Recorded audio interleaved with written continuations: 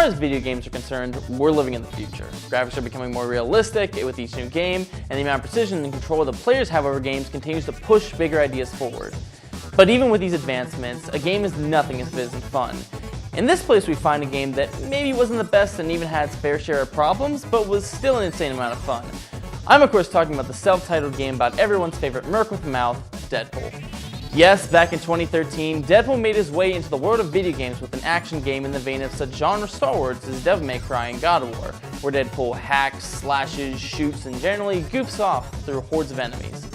While the game was released to average to middling reviews, I still decided to check it out because, hey, I know exactly what I want from a Deadpool game, and by God did I get it.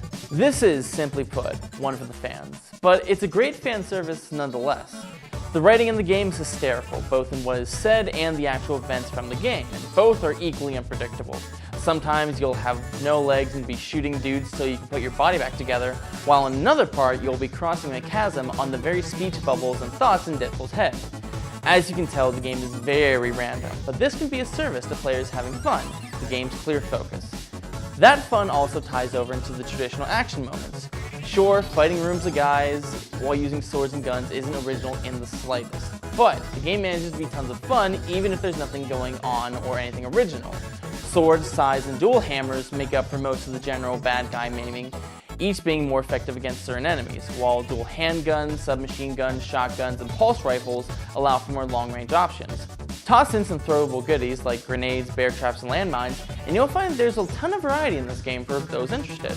So what's the plot, you may ask? Why, it's a Deadpool game! Opening on our fourth wall-breaking protagonist failing a hired hit, Deadpool sets out to make the best game about, well, himself that he can, all while thwarting a doomsday plan by villain Mr. Sinister, yes, that's his real name, and running into many famous X-Men characters like Rogue, Wolverine, and Cable.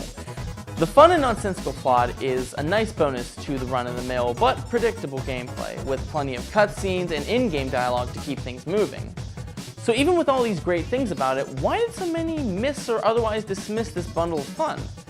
Well, as I said before, while the combat is fun and has some good bits of variety in it, Deadpool doesn't exactly build on the foundation of its former action brethren.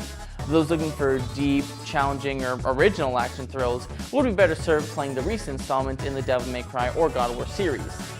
And as much as it pains me to say this as a fan, Deadpool's not a character for everyone. He's crass, tasteless, and sometimes fairly offensive. And those who are above juvenile antics and humor won't find much to enjoy about Deadpool or the game as a whole. But that's what I and many still find to be a good statement for the game as a whole. Deadpool is not particularly original, not always the best at what he does, and sometimes too childish to be taken seriously. But Deadpool, both the game and the character, know what they are and offer their own brand of thrills, humor, and joy. If that sounds like something you would want to experience, I say it's a great time without making you think too much. Deadpool can be purchased for the 360, PS3, and PC. That is, in case you missed it. Call me. Suck it, Wolverine.